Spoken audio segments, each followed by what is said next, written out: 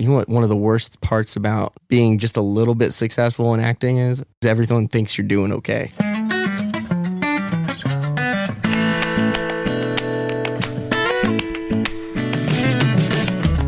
Welcome to another episode of Chewing the Fat.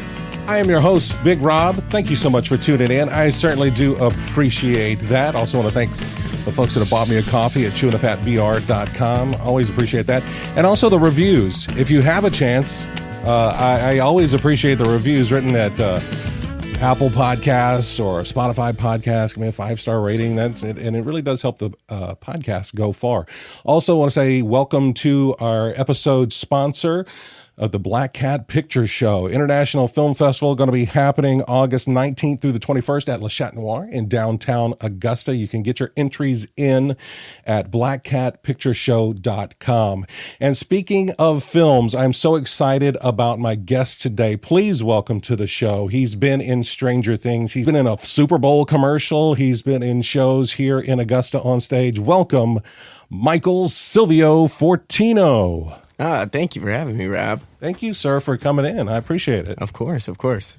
So you are an Augusta native? That's correct. Yeah, born and raised in Augusta. I went to Westmont Elementary School, to Columbia, to Evans, and then to Augusta University. Nice, nice. So, as an actor, as mentioned things that are in your bio, you always had that kind of performance bug that want to show out kind of thing? I think so. So I come from a family of athletes, and my dad was an athlete growing up, and my cousins I looked up to growing up. They were like my cousin Steve was drafted by the Cubs. Oh, wow. Yeah, he's pretty good.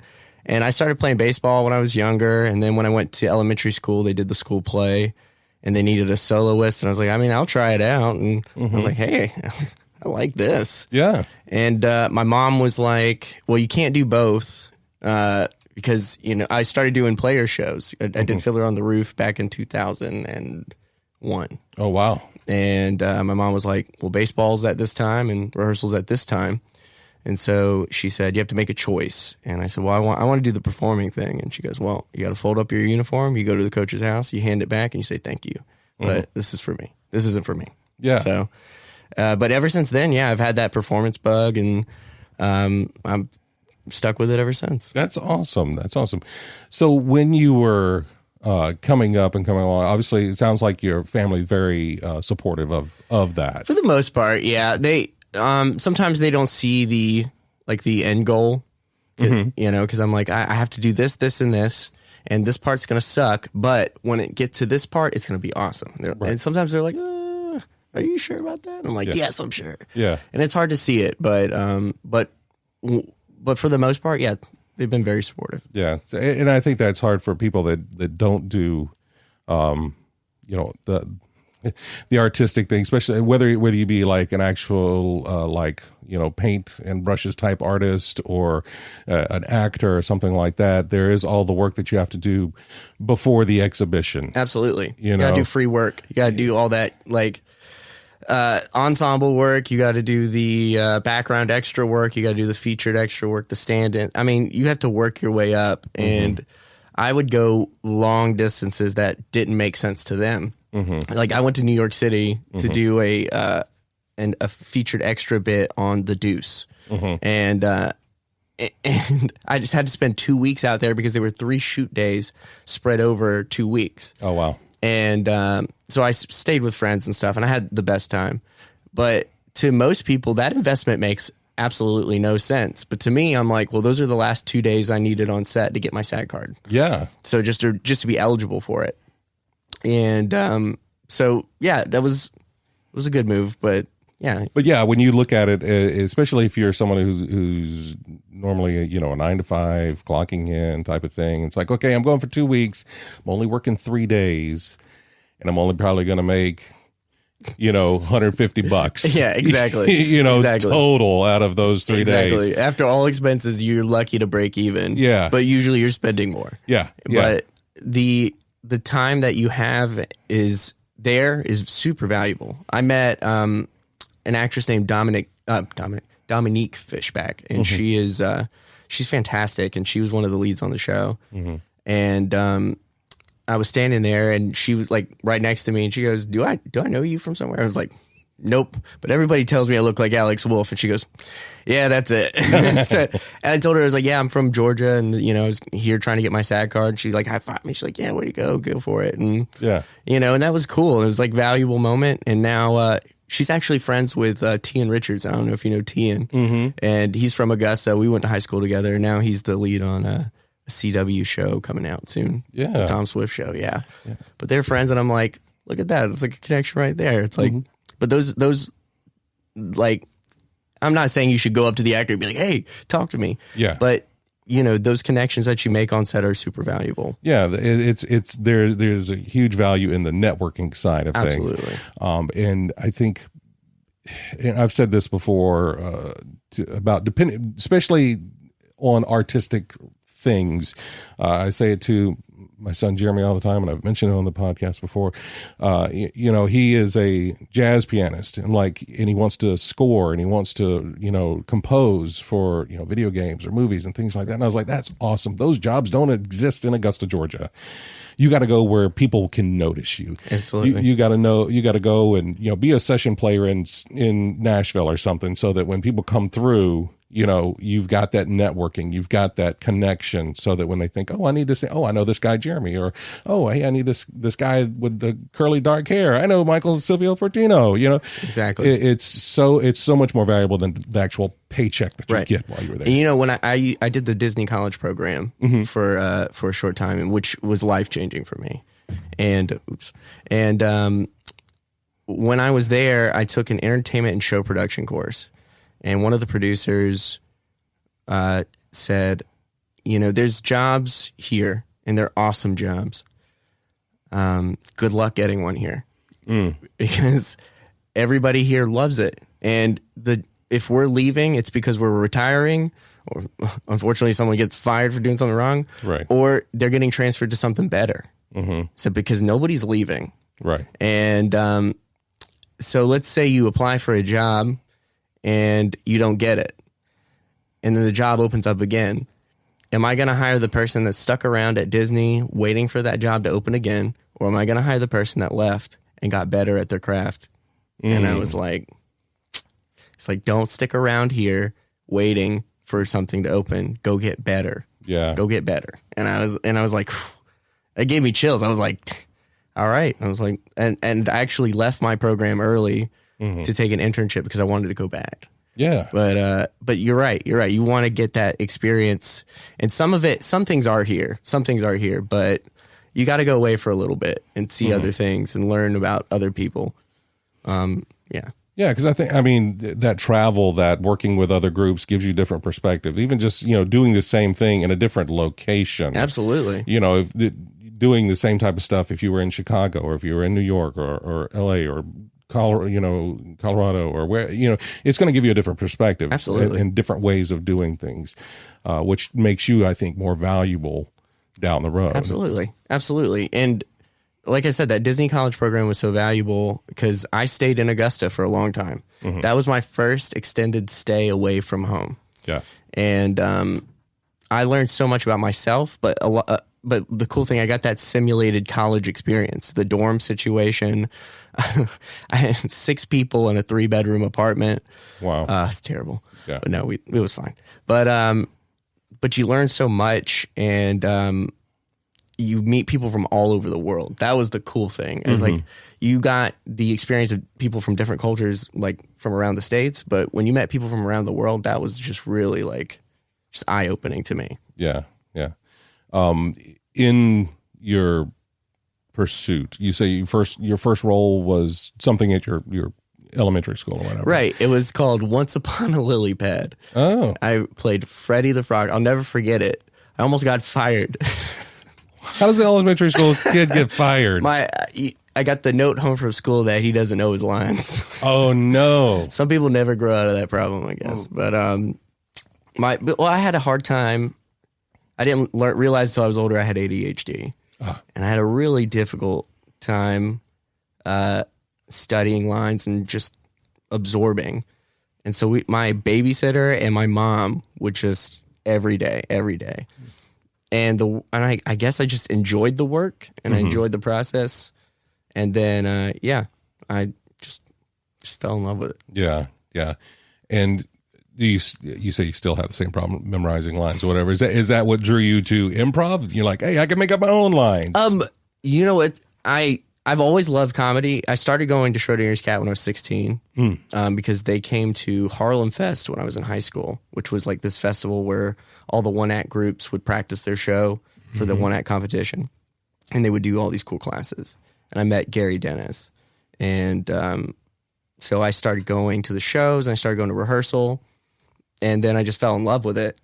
But the reason I actually got into comedy was as a reflex because I got bullied a lot. Tremendous amount of bullying. But I realized if I made the joke before they did, they laughed. And then I was like, oh, this is changing people's perspectives. So it became almost a reflex, like just to make people laugh. And then I was like, man, this is actually, I really enjoy this actually. Yeah. My therapist tried to ruin it for me though. He's like, oh, you make the joke before anybody else can. It's a defense mechanism. They're very nice. I'm like, don't ruin comedy for me. Okay. Yeah. The thing is, I do the same thing and I did the same thing. It's like, if I can, say something that makes you laugh before you want to get in a fight with me or whatever, that's a win for me. Exactly. You call it a defense mechanism, then you become a ninja at defense. That's fine. You know what I mean? You become a comedy ninja. I don't think there's anything, overtly wrong with that, especially when you're in high school in these crazy like social situations and trying to deal with that as well as learning whatever it is that they're trying to pour into you and figure out hormones and all that other stuff. Oh yeah. I think a tablespoon or a cup of that is not a bad thing. Right. I suppose I could understand that once you get past that, that and you go into the quote unquote real world. But at that point, knowing comedy and being able to enjoy it for its own sake instead of its defense sake, right? I think is that's where you start to find that butter zone. Yeah, and I think like even though like I felt like I honed it through that way, like just by using it as a defense mechanism. Looking back, I was always a comedy nerd. Like I was a diehard fan of Mad TV and Saturday Night Live and all Adam Sandler and Will Ferrell and just like weird sketch shows like Mr. Show and stuff like that. And I used to watch a show called Wild and Out, which is still on, but it came on when I was in middle school. And everyone used to do 2-line rap battles in the back. And I would just like try to take what I... It's fine. It's fine. It's fine. I keep dropping my phone. It's okay. It's okay. But they would do these 2-line like battles, like improv battles in the back, and I would just like listen to it, and I would just be like, okay, so how can I do that too? And I was like, this is fun. I'm making them laugh. I'm like, okay, maybe comedy is something that I could get into. But when I joined Schrodinger's Cat, it took me a long time to break through, and it really was confusing. Because I thought I was doing a good job, and the current director was like, or the director at the time was just not putting me in. And I was like, what am I doing wrong? And then I went to Chris, and then Chris sat in on rehearsals, and he's like, yeah, I don't understand why you're not in. And from there, I just never looked back. I did it for a long time and moved to Atlanta. When I came back, I knew I wanted to be the artistic director because I knew that spot was going to be opening up. And so now I'm working with Schrodinger's Cat it was Schrodinger's Cat Improv, and now it is Schrodinger's Cat Comedy because we want to do more than improv. We want to do sketch, stand-up. We want to do it all. Yeah, no, that's awesome. And you guys are home-based out of Le Chat Noir. Le Chat Noir, yeah. Le Chat Noir is such a jewel in the crown of Augusta. It really is. And I think it's one of the probably most underutilized resources by the city at large. You know what I mean? It's like, oh, I didn't know you had this. It's like, well, it's there. It's been there. I mean, they're going on, 16, 17 years now. They are the home for the Black Cat Picture Show, Schrodinger's Cat. Of course, they have their main stage season. They have Quickies. They have, the performance venue, and they've done the remodel of the bar area there with Zach McCabe from All Equal Parts, and it's just freaking amazing. I cannot believe the job they've done with the bar to start. Like, Zach has transform that bar, like, physically and just the spirit of it. Yeah. And I mean, they've got it has its own entity now. I can't pronounce it. Les Hydropaths. Yes. On Instagram and all like that too. So I mean, he's constantly creating these custom cocktails for the venue and everything Absolutely. Like that. I'm sorry to gush on. No, I love Zach. I love Zach, and I love Le Chat too. And the thing is, when I booked Mark Normand right before the pandemic, and he came into Le Chat, he's performed all over New York City. Like, that is his home base, and of course he travels the states. But he said he had never seen anything like that before, and it's one of the coolest bars he's ever performed in. And I was like, well, there you go. There you go. I'm like, this is a New York comic, and that's like one of the highest compliments you can get right there, because they do like I've been to New York, and they got some really cool hole in the wall bars, and I agree. I think Le Chat would be one of those places too. Yeah, for sure. And you mentioned booking Mark Normand in here. That's part of your latest endeavor of Big Brow Productions, correct? Yes. Obviously it sounds like a production company, but also you do events, you do productions, you do casting, you do talent, you kind of do it all, right? Right. So I started Big Brow Productions because I felt like there was a need in the film community that I could fill. And there have been issues with companies with like writing comedy or casting their productions, or they need specialty costumes or specialty props, and they don't know where to go. And I felt like that is something that I work well with. I work well with like Uli and Moretz Productions and Le Chat Noir and places like that, where I can help improve their product. Which, that I felt like that's like, okay, that's the way to make money, but I still want to do things that are passionate to me, which is like bringing comedians to Augusta that you wouldn't see anywhere else, you know? Like, you can go to the Miller and see like these big, huge comics that are coming through, but there are a lot of really good comics that get overlooked. Yeah. And Le Chat Noir is that perfect venue to put them in. Yeah. I mean, and we used to have comedy clubs in Augusta. Yeah. I mean, I think it was literally called the Comedy Club. It was up on Washington Road. I remember that, going to see, and it was some folks that were like, now big name comics, but I remember seeing like Jeff Dunham, when he was, just kind of starting out. Of course, this would have to be, 20 plus years ago. Right. But when, the comedy club shut down, nothing took over in its place. Nothing opened back up. Right. Other than, like you said, a larger, somebody coming to the James Brown Arena type or the Bell Auditorium type of comic.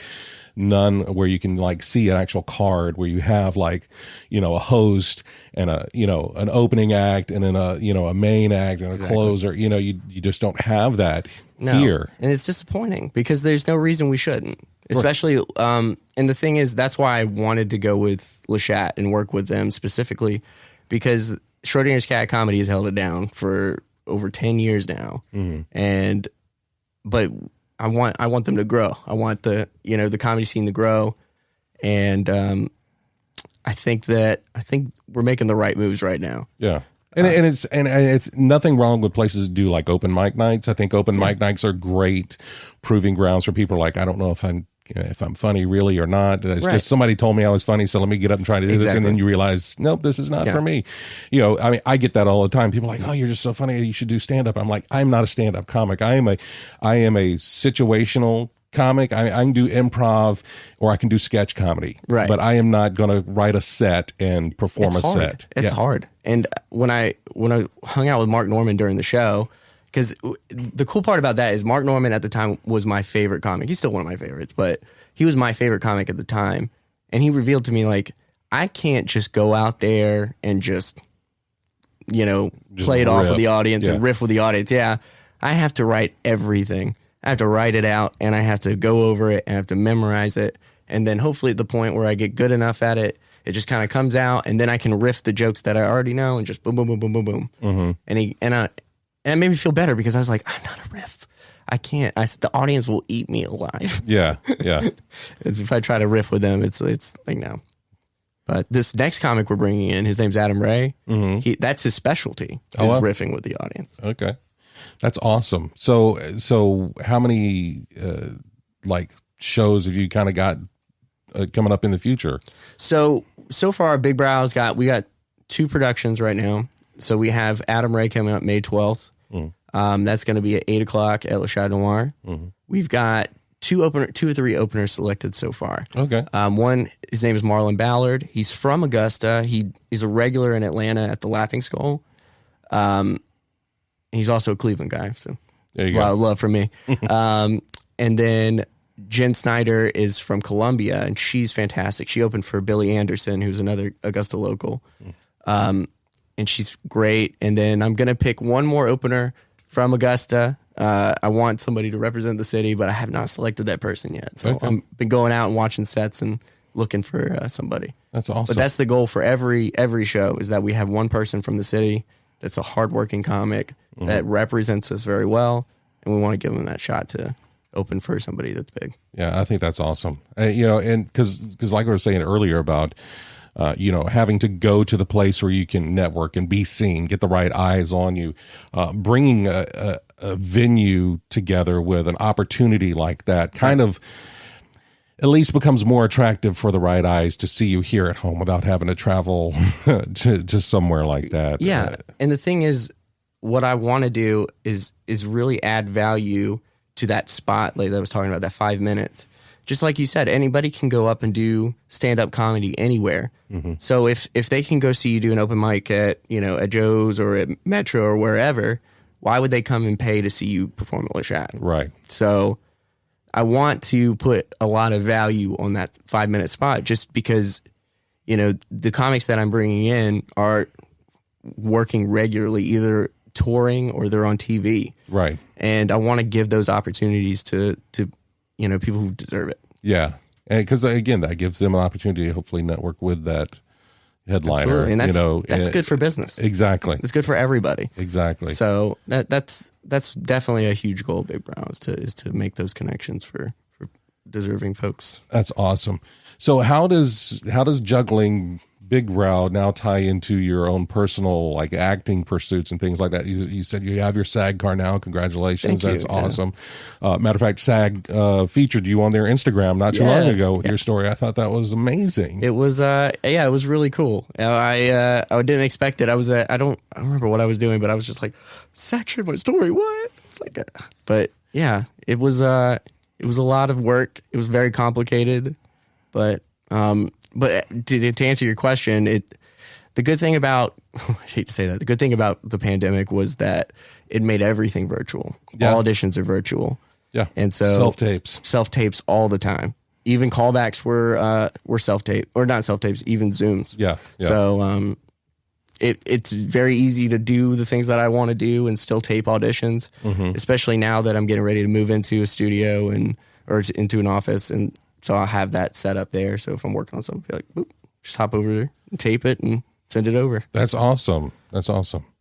Yeah, and and it's like it's like you said, it's terrible to say with the pandemic. Yes, there was a lot of loss, but I think there was, like you said, a lot of opportunity too for people to bridge those distance gaps by virtual, Zooms and taped auditions, self tapes, and things like that. And I remember seeing like things that were that first, those first 6 months, and then seeing things just in the past 6 months, and the quality difference between like what those first kind of self-tape auditions look like to now what people have kind of upped their game to, and being able to, get a better camera and get lighting and get background, you know what I mean? I did one audition during the pandemic, and it was for it's like some sort of living van, like what are those vans called where you can live in them and they're nice. And somebody taped it from inside of their van that they lived in, and I went, I'm out. Yeah. I was like, dang it. Yeah. I was like, touche. Genius. There you go. Talk about, dressing the part. You're like, well, congratulations. This guy actually lives in a van, so I can't beat that. Yeah, that's awesome.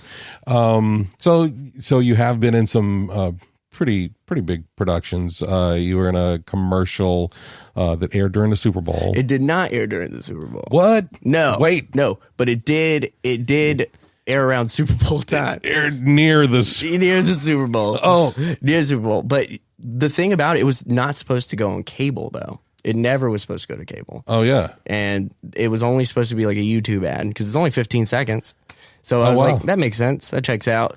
And then one day I heard my parents screaming in the other room, like, Michael, I see you on TV. And Michael, you delivered pizzas. You delivered the pizza. You made us proud. As an Italian. It was made my parents proud. No, but it shocked me because then I just started getting messages from all over, like from my family in Ohio and friends that are out of the States, or not out of the States, but around other states. But I was like, oh my God, it's on TV. And the crazy thing is, I've never seen it on TV. Wow. I've left cable on sometimes just to see if it comes. Never. Really? And the thing is, I'm on the first 3 seconds of the commercial. Yeah. So anytime they call me to come see it, it's over. You're gone. Yeah, you're gone. Yeah. Yeah. No, well, so business question then is like, what was the buyout on that thing, and what was the usage? Because if it was supposed to be YouTube and you got paid YouTube rates.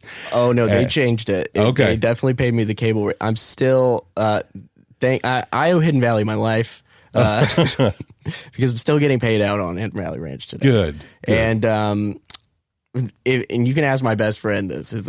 Shout out to Eric, bro. Growing up, I was a huge Hidden Valley Ranch guy. Okay. Huge. Like, I always dipped it in my pizza crust. Yeah. Yeah, always. And so when I told him I got the Hidden Valley commercial, he's like, bullshit. That's awesome. I was like, no, I'm serious. And he's like, oh, yeah.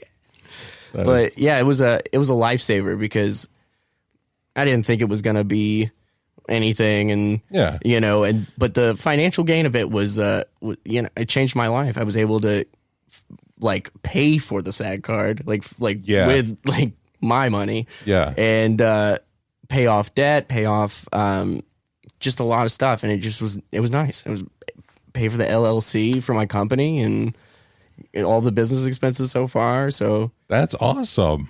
That little ranch guy helping me. Yeah, that's awesome. But, and again, I from myself doing auditions and seeing what usage and rates and things like that go, I can imagine, getting it flipped from a internet only to a broadcast nationwide was a big flip. Yeah, because I awesome. didn't realize what the financial flip was for that, And one day I was sitting at my desk at my old job, and the first check came through, and I almost started crying because I had never seen that much money. And you like call the bank. It's like, is this a joke? It's like, this is not funny. Don't do this to me. And I freaked out. I was like, oh my God, this is gonna change my life. I was like, I can pay some things off and put myself in a situation where I could start my own business. Yeah, yeah. And just for if you're listening, you don't know what a SAG card is. That's a union that Screen Actors Guild is what it stands for. That if you're in the union, you're able to get better rates. You're able to get better pay for whether it be an internet or a cable commercial. Right. So having a SAG card is very important. Unfortunately, all the stuff I do is non-union, but that's okay. It's still working at it. So it really, in the state of Georgia, I don't think it even matters too much anyway, because it's the right to work state. The right to work state. But again, if when you get those auditions and they're looking for SAG people as opposed to non-union people, that's the key. That's the key. So it does open up that door to a SAG audition as opposed to a non-union audition. Because there's been times when I've auditioned for things and they're like, "Are you SAG?" And I was like, "No." And they're like, "Oh, this is SAG." It's like, it didn't say. It's like annoying. Yeah, it's like, sorry. It's like, okay. It's like, oh, cool. Well, if you give me this, I will be SAG. Right. I can. It gets me one step closer. But yeah, I just need one speaking line, and then I can be SAG. So here we go. Well, we do that. Let's make that happen, as opposed to the silent gas station attendant in The Spectacular Now. You can see me on the deleted scenes. Oh, yeah. Yay. Check it out. My whole scene got cut.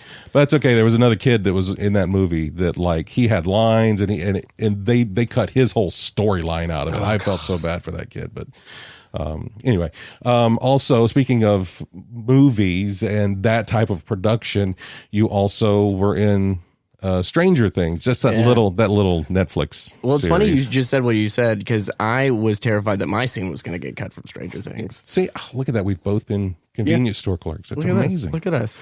It's kismet. It's kismet. No, so you were Ricky Ricky the gas station cashier, which they decided the name that day because I was on set and they were like, this guy doesn't have a name tag. And I was like, what should his name be? I'm like, Mickey. No. You know, like that, Ricky. And I'm like, okay. Ricky, that's cool. Ricky's cool. Yeah. But yeah, it was one of the best experiences of my life, though I wish I could do it all over again. Yeah? Because I did not handle it as well as I wish I would have. How do you mean? I had a heavy case of imposter syndrome that day. I did not feel like I was supposed to be there. Yeah. Because, you know, when you see how many people audition and you really see like it's throwing a dart at, you know, at a picture, and it just didn't seem real. And I remember that morning I woke up super early because with Atlanta traffic, it's going to take you 30 minutes or it's going to take you 3 hours. Right. Getting there took me 30 minutes. Getting home took me 3 hours. Yeah. So I'm there early, and I walk up on set, and I'm just a nervous wreck. I didn't sleep. I'm just going over my lines over and over and over again. And they asked me if I want some breakfast, and I was like, yeah, sure. What do you have? And they're like, no. Well, what would you like for breakfast? So I wasn't used to this because I was just an extra, and they were like, go stand over here. Yes. You'll be lucky to eat. Right. Go to get in the extra waiting room. Right. In the pool. Yeah. There might be air. There might not be. There might not be. You might have to stand outside. Like the gas station scene, I felt bad. All the extras were outside in these tents, and like it was hot, and I was in a van. I felt bad. Yeah. But so that morning, I didn't want to be complicated, so I was like, just eggs, bacon, black coffee. You want anything in the coffee? No. And I didn't drink coffee at the time, but I just wanted to be as simple as possible. I didn't want to be complicated or anything. Yeah. And so the first thing I do is go to makeup, and I don't know anybody in there. And I didn't realize at the time that I was sitting with two of the future stars of the season. And then Dave Harbour comes in, and I just almost start closing my eyes because I'm like, oh God, don't look at him. I'm just I'm just terrified. Yeah. I had never worked on a show that I was a fan of, and never worked with like an actor at that caliber that I was just like, right.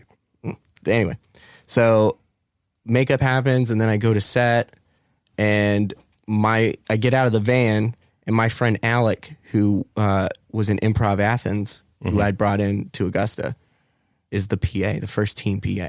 Oh, wow. And I went, thank God. Literally. I went, oh God, thank you, Alec. I am so scared. Right. I was like, what do I say to Dave? What do I do? And he's like, just relax. Okay. Calm down. First off, take a breath. He will come introduce himself to you. Don't worry about it. You're going to be fine. Yeah. And instantly, I felt like just having like somebody I knew, I was like, okay, we're good. Yeah. And then they start setting some chairs up, and then it's me and Alec Utgoff, who plays Dr. Alexi, and he has his guitar, and we're sitting next to each other, and we're jamming. And then sitting directly in front of me is Winona Ryder. And I don't know how to act. I'm just like, what is going on? What is my life? What is my life right now? And then all of a sudden she turns her chair around, and now she's facing me, like we're facing each other right now. And then she's like, can I play the guitar? And Alec is like, yeah, sure. And then she starts playing badly, but she doesn't play guitar. She's like, I don't play guitar. And she's like, no. And she goes, when I was in middle school, I was in a talent show, and I decided to air drum Bruce Springsteen's Born in the USA. And she goes, yeah, let me do some of it for you. And so she pulls her phone out, and she starts to play the song. and I don't know if this is a bit or if this is if she's being dead serious, because Born in the USA for about 3 minutes of the song is and she's like, hold on, let's get into it. And it's just still, we're like, do I laugh? Because it's really funny. Because like, but I don't want to laugh and then insult her. Right. So I'm confused. I don't know what to do. But it was so, and then she's like, oh, I got to go to that. And I went, thank God. I was like, I'm just going to laugh. She's like, what the fuck are you laughing at? I was like, no, nothing. I have Tourette's and I laugh when I, right. When I don't know. But it was really like, it was great. And, Alec was like playing like a lot of classical stuff because he was learning that. And he comes up to me and the other Alec, the first team PA Alec, there's two of them. Mm-hmm. And he goes, hey guys, I was wondering if maybe you could teach me an American song. I was like, all right, what would be like the most stereotypical American song in 2017, 2018? Mm-hmm. Wagon Wheel. I was like, nice. So we taught him Wagon Wheel. And he goes, hey, mama, rock me. Okay, I like that. Yeah, okay. That is so awesome. Yeah. And so like I'm having a good time, but I haven't done anything yet. Mm-hmm. I'm like, damn, it's a lot of waiting. Mm-hmm. And finally it's time. And it all hits me at once. I'm like, oh boy. I get to the counter, like learn how to use the register, and it's like, they're like, oh, I learned it. They're like, oh, you gotta use your left hand. No! All right. And I'm like trying to do it left-handed, and it's weird, but I got it. Then the Slurpee machine's all acting up. I used to work at Adventure Crossing here in Augusta, so I know how to fix it. Mm-hmm. So I went over there and I like click, fixed it up. And then Dave Harbor walks up. And I remember it specifically. I just feel my heart just fall to my stomach. Mm-hmm. And he goes, hey man, what's up? I'm Dave. What's your name? Michael. Yeah, Michael, nice to meet you. All right. And then like 2 minutes later, I'm sorry, man, what's your name? I was like, it's Michael, man. Okay, no problem. Go. Nice to meet you. That's when you want to go, do you mean like my name or you mean the character name? It's Ricky. Michael doesn't matter. It's reading right here. It doesn't matter. Michael doesn't matter. It's Ricky. It's Ricky. You just call me Ricky. That's fine. I don't know if your method or whatever, you know. That's right. But he was like, it was cool to see him. He's like a quarterback, like of a team. He was just like looking at the cameras. He's like, "What's our shot here? Okay, boom, boom. Okay, we need to go here. We need to back up here." I was just like amazed that he was so knowledgeable of every part of the filming process, that he knew exactly how to tailor his performance to it. I was like, "That's awesome." Yeah. So there was a huge like problem during the day. It doesn't seem like a big problem, but in the moment it was terrible. The director is German, and she was wonderful, but there's a little bit of a language barrier, just a little bit. And there's the part where I set the stuff down on the counter, including the carton of cigarettes. Mm-hmm. And I set the carton down, and she goes, "Cut. Okay, the way that you're setting the cigarettes down, you're doing this. We need you to do it like this. And if you can't see what I just did, I did two of the same exact motions." Yeah. He basically turned from palm up to palm down, like you're placing something on a counter, and he did it the same way both times. And I had this shocked look on my face, like, well, this is what I'm getting fired for. This is it. Because I don't know how to be a human being. Right. And I looked at Dave after, and he looked at me, and he just shrugged his shoulders. He goes, I don't know. And I was like, and he must have seen something, and maybe I'm overlooking this, but he has no idea how much this meant to me. He looks at me, and he goes, and this is his last shot of the day. He's done after this. Mm-hmm. And he looks at me, and he goes, all right, Michael, don't fuck this up for me. And he started laughing, and then I started laughing. And went, oh my God. And because he just put my biggest fear on the table. Right. And he's like, it's out, so now do your scene. Mm-hmm. And we did it, and called cut, and then they wrapped him, and we both walk out, and I go, hey, Dave. And I was so nervous to do that. I was like, no, if you don't fucking say this, you'll never say this to him. Right. I was like, Dave, hey, I just heard you on Armchair Experts, and you were talking with Dak Shepard, and you were talking about like being vulnerable on camera, and you know, like how he shows his like belly in the scenes, and you know, that's fucking brave. And I was like, I think that's cool, man. Like, you're this like macho guy, but you don't care about like showing your vulnerable sides. And so that means the world. And he goes, thanks, man. I really appreciate you saying that. You're really fucking funny. And our scene's going to be fucking great, man. And I was like, and I'm going to go melt now. what was funny was the guy who plays the villain on the show, the Terminator guy, Audrey Ivchenko. His manager was on set, and her name's Becky, and she was standing right next to me when he said that. And I look over at her, and she goes, and I was like, I can die right now, right, and be happy. I was like, just put this on my gravestone. I was like, I'm good. I said that was the coolest moment of my life, and I just felt like reassured. I was like, I'm supposed to be here. Yeah, like that imposter syndrome in the beginning, like it was gone. I was like, no, this is where I'm supposed to be, and then instant amount of regret. I was like, oh, I wish I could have carried that attitude earlier, because I could have just been approachable, or just played it cool with everybody and made some friends. But I was just a nervous wreck the whole time. But that second part of the day, with like the where I get slammed into the counter, that's the second half of the day. And originally I wasn't supposed to do it until the director was like, it's too quick of a shot. You're going to be able to tell it's not him. Because the stunt double looked exactly like me. Because was walking back to set, I saw him, and I was like, man, my hair is so rare. How are you going to tell me somebody has the exact same hair as me? And I get closer, and I'm like, man, he's wearing the same outfit as me, too. And I went, oh, that's my stunt double. And we look and pointing at each other like the Spider-Man meme. And we're just laughing because we're like, oh, my God, you look exactly like me. And he had this wig on. And I remember now, like, they like took me in and they had a wig and they were just like kind of messing around with it. Like, okay, you're good. Thanks. And I was like, all right. And I walked out. I was like, that's weird. And I was like, it's for my stunt double. That's hilarious. And his name's Noah. He's a really cool dude. But I like I said, I didn't want to be difficult. I never wanted to be difficult. So I was like, I'll do it. I don't care. Show me how to do it. And the stunt director, his name is Hidakota, and he does stunts on Cobra Kai. And he's the nicest guy in the world. He's like, all right, I'm going to show you how to do everything. It's going to be awesome. We're going to have a great time. And he's like, twist your arm. He's going to pull it, and we're going to slam you on the counter. Boom, boom. And we did it. It was great. And my adrenaline is pumping. It is like, yeah, I'm a part of the team. I feel like this is the closest thing I can get to sports. I'm like, yeah. Right. I did my own stunts. Exactly. I played like Arctic Monkey song, all my own stunts on the way home. Like, yeah, that's me, babe.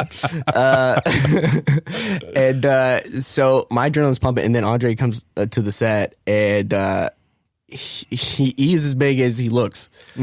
And his hands are like huge. Yeah. And so we're doing that part, and he's slamming my hand. And in one take, his fingernail slices the inside of my ear, and there's like blood just coming down my face. And I'm like, ooh, that hurt. That was a stinger. I said, that was a stinger. That hurt.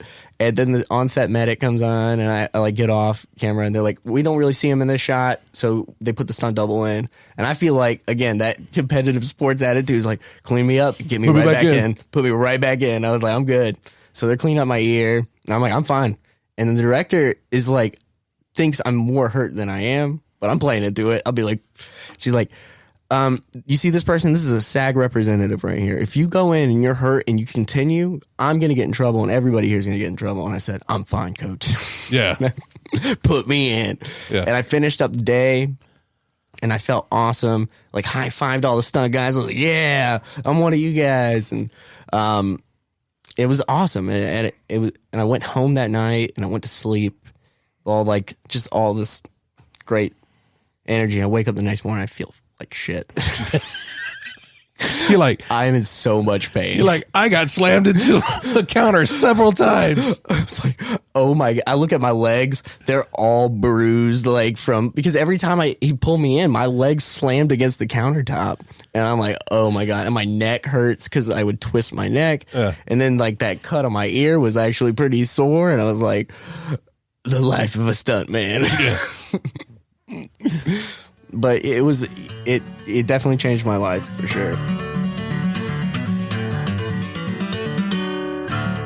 All right, Michael, this is the second segment of the show. This is where we kind of dive a little bit deeper into you and possibly what your mental health journey may have looked like. So for you, how do you keep the darkness at bay? A lot of it comes with self-discipline, and I have to sleep better.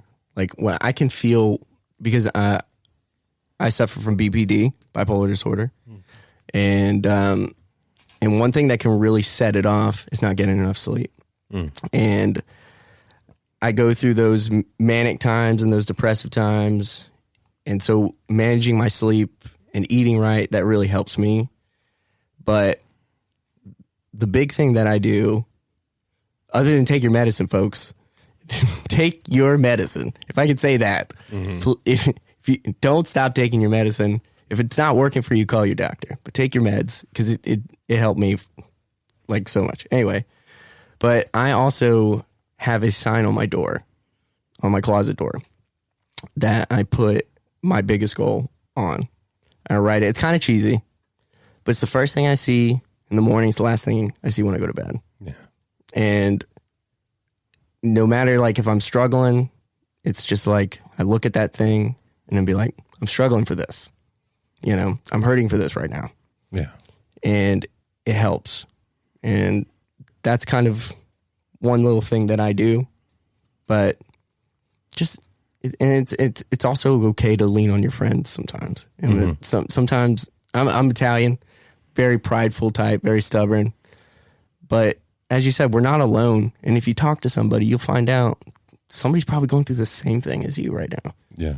And I don't know, like when I opened up about my breakup to people, like it must be breakup season, because everybody was like, it's fine. Hey, you know what? I just got dumped. You know, this thing. It's like, oh, dang. Well, I just lost my job. Hey, I just lost my job too. Like the pandemic's been terrible. It's like, it's been bad on all of us. And so, just being able to talk to people and manage your sleep, eat right, and take your meds. Yeah. And do you think, I mean, because with the pandemic and everything like that, I think there are a lot of people that went through a big season of obviously down, depressed times, but also a time of self-reflection and what's important. Right. What do I really want to do? That kind of, that goal setting you're talking about, that dream board, whatever you want to call it, on your door, and resetting your mind to like, hey, this is what I want. Absolutely. I really want. And if I'm doing something that's not getting me closer to that, maybe it's not as important as I thought it was. Exactly. Yeah. And putting your values in the right place. Like what is it that I really want to achieve? You know, I used to look back and be like, I want to be rich and famous. What a terrible thing to just want to be. Yeah. You know, I was like, I don't know. I want to be in a community where I feel respected and loved, and where I can make art that a community could be proud of, and that we can all work on and make a living doing what we do. Right. Everybody still has bills that have to be paid. We have to, you know, I mean, but being able to, like you said, make art that you're proud of, do something that brings pride and honor to your community. Again, not for yourself, but for, you know, the area you're in, or the people that you know, associate with in your community, your tribe, as you would say. Yeah. And I used to think about like, how emotional I would be if I ever won an award for something. And then as I've gotten older, I've like, how emotional I would be if I would be able to give my friend a job doing something that they love, and like, let that be their career. Yeah. That gets me emotional. That gets me excited. Yeah. And it gets me like, I want to make something where like, because most people have to, like you said, we work our normal jobs, we work normal 9 to 5s, and we don't have time to, or the luxury to be able to do the things that we want to do. Right. And especially in Augusta, it's just not really sustainable. But hopefully that's something that we can work on. Yeah, for sure. I mean, because if, like I said, if those opportunities existed, I mean, I would like nothing better to do what we're doing right now and be paid for it. Exactly. You know what I mean? Because one, I love talking to people. I love finding out about people, but I also love letting people know that, you know, that they aren't alone, that there are other people that are like them out there. Oh, yeah. And that doesn't have to be that scary. Yeah. And one of my, like, I used to tell my best friend this. I didn't tell many people this. I said, you know what? One of the worst parts about being just a little bit successful in acting is because everyone thinks you're doing okay. It's like, oh, you're on Stranger Things, man. Oh, you did that commercial. That's awesome. You must be doing great. And it's like, I am devastated and broke. Yeah. So it's, and a lot of people tell me now, like, you're living your dream. You're doing all this. And I said, you have to understand that there's a lot of failure that came with it. Yeah. And I said, so if you're struggling and you think it's not possible, I was thinking that 6 months ago. Yeah.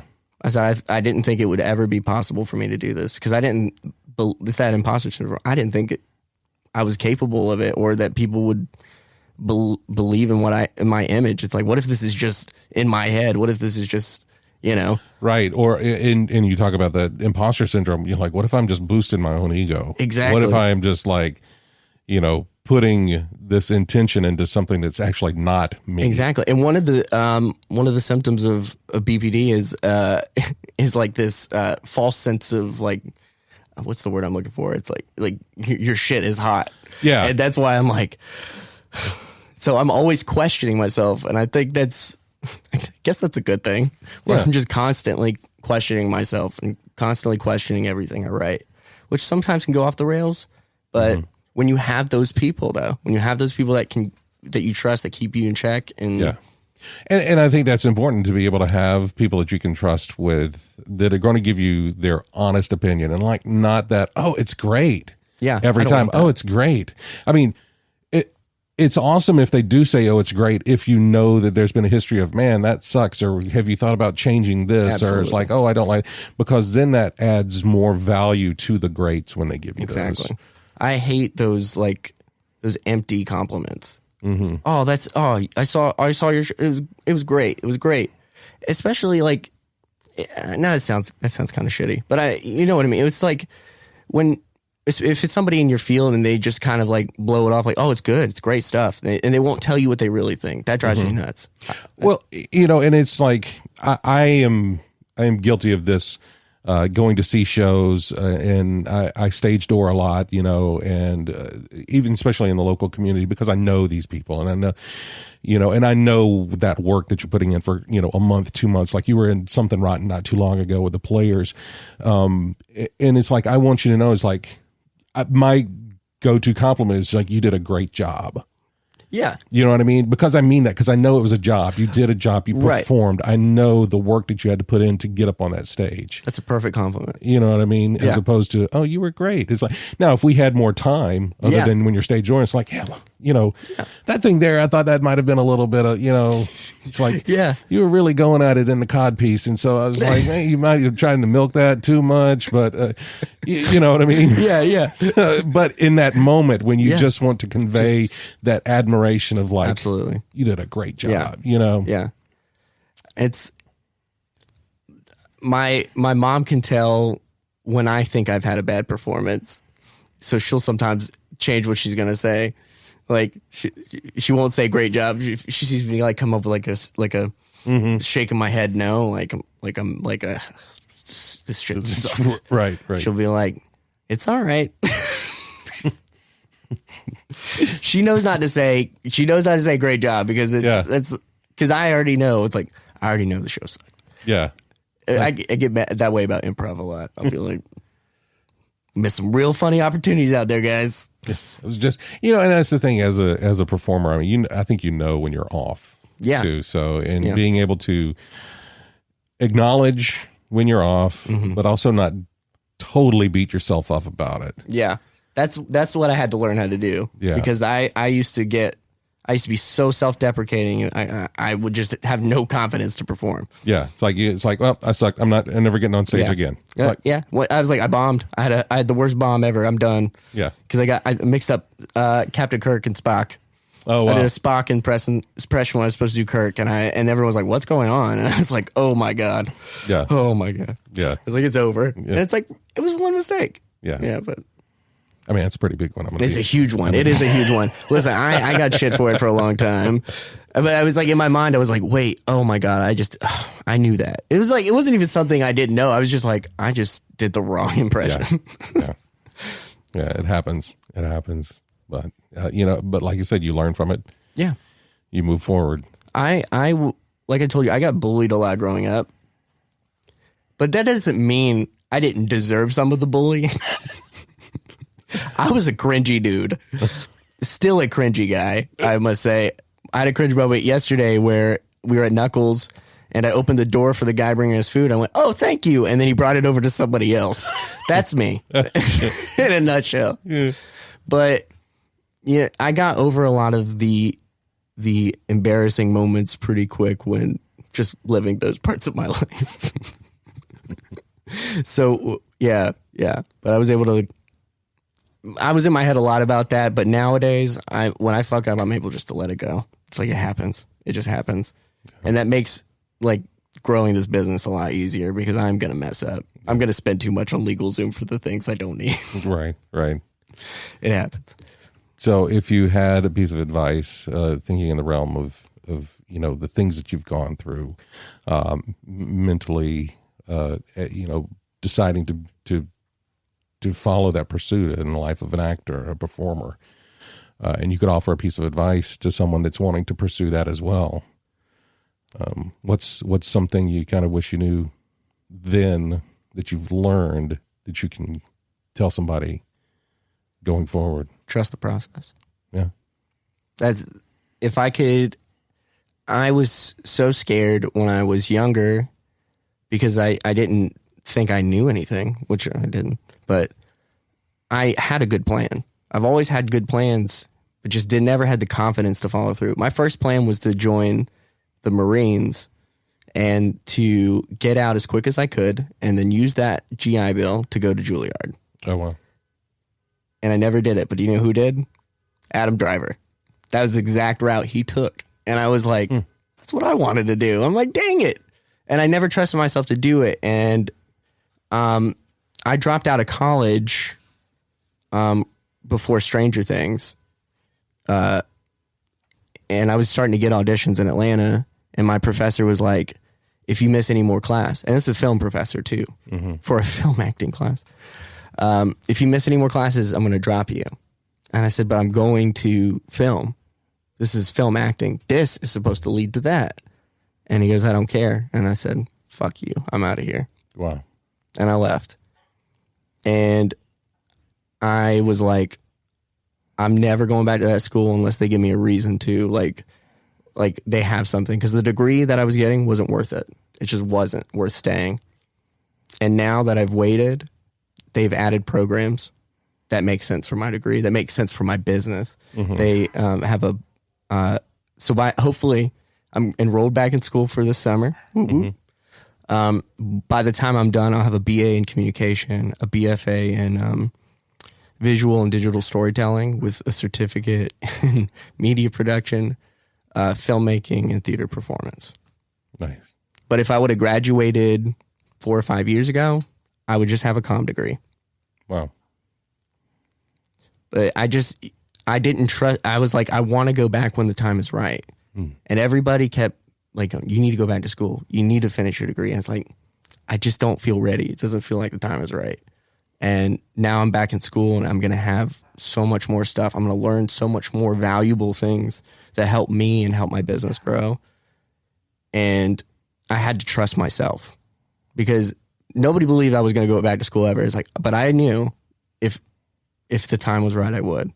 And so I think we talked about this earlier. Not everybody is going to see the plan that's in your head, but you just have to trust it and don't try to take any shortcuts.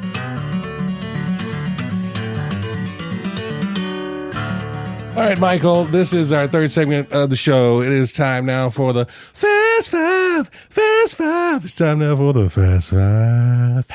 Sorry, I don't have a theme song. I love it. Still working on that, workshopping some things. Fast Five. Fast Five is powered by Poddex. It's an app created by my friend Travis Brown. It's great conversation starters. It's built for podcasters, so you always have to like interview questions and things like that. But they're great icebreakers if you're ever going to, a SAG meeting and you just want to start a conversation instead of just standing in the corner or whatever. David Harvey comes by, you can just like That's the thing. It's like, I should have brought this out with Dave Harper. You should whip out a Poddex card and ask a question. As a matter of fact, if you go to chewinthefatbr.com/Poddex and use the promo code CHEW, you can get 10% off your physical decks. But we're going to ask you 5 questions, random. I just need the first answer that comes to your head. No wrong answers. All right, you ready? I'm ready. Let's do it. You can choose anyone in the world to become friends with. Who would you choose? Ooh. Oh, God. Okay. God, that's a great question. Don't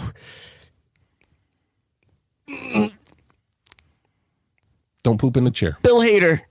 Bill Hader. That's a great. Yeah. I love Bill Hader. He's great. Yeah. Barry, one of my favorite shows. Oh, me too. Oh my gosh, it's so good. Written, directed, produced, starring Bill Hader. He did all of it. That was inspiring for me. So good. That's awesome. All right, question number 2. What makes you lose track of time? Video games. Video game? No doubt. I'll be like, I'm just going to play one quick game of Madden. And it's like 3 hours. What? Oh, man. Is that your go-to game, though, Madden? I'm a big sports game guy, but I also like good story-based games. I like Red Dead and Far Cry. But, big MLB The Show fan, Madden. Oh yeah. Nice. All right, question number 3. If humans came with a warning label, what would yours say? Cries a lot.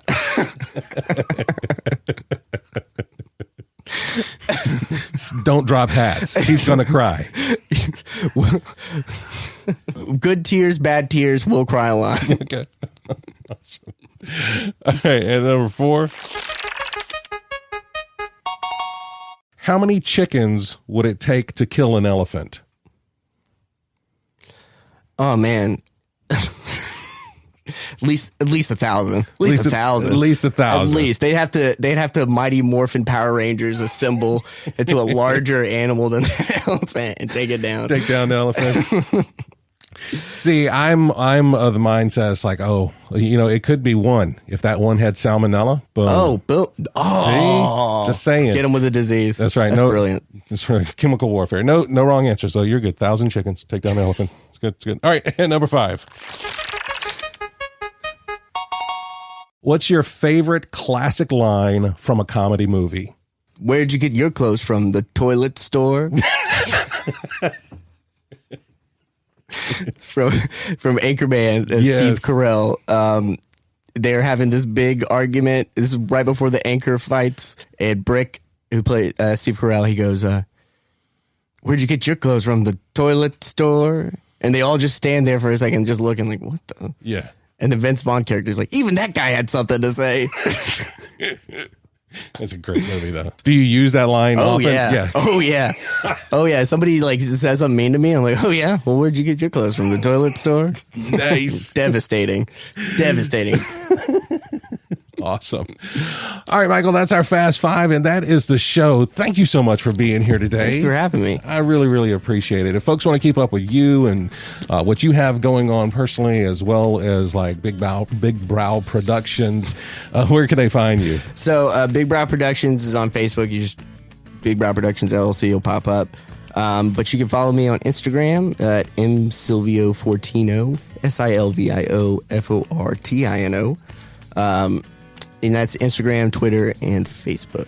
Awesome. Of course, I'll put those links in the show notes as well. And, of course, you can find out more about Michael on the website as well at chewinthefatbr.com. Thank you again, Michael. I loved having this chance to talk to fun. you. Yeah. I was looking forward to this all week, so thank you for having me. Absolutely.